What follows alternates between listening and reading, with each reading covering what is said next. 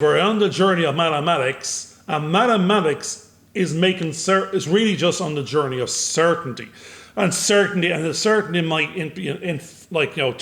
from alpha to omega, and this language even of maths. The whole language of maths is our computer journey. It's our journey of describing things and but is it not through the quantum theory that you're actually exploring? Although they're still using mathematics, they're actually starting to discover that it's actually uncertain, and a lot of things. There's uncertainty that's coming about because of it. Actually, that's the thing. The biggest job there was they couldn't measure, they couldn't see, they hadn't got the tools of the day, and they built in constants or new letters of the alphabet to basically go, we know the unknown, we just don't know it. So we'll actually put it in as a letter. We don't know what the measure of it is, but we know it's there. And so we'll give it an element of certainty, but just not possibly measurability. But we're aware of it and use it in the calculation. But when we actually have that in the calculation the whole time now, without the 3.14 for pi and all had we just had a symbol and we were able to use the formula, the whole thing worked.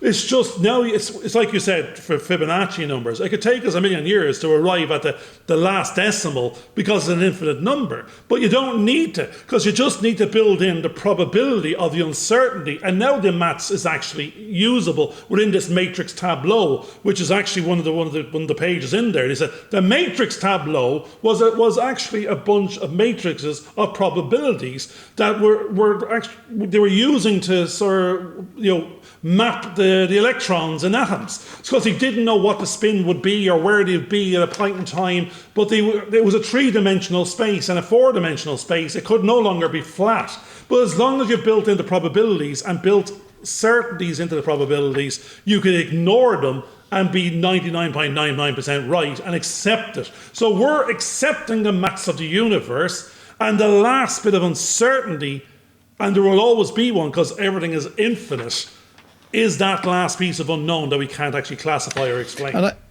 And that might be God, or a God, or some element of God is the unknown in my language. It's the unknown part to bring the last certainty into the equation. Do what it says on the tin and follow and share.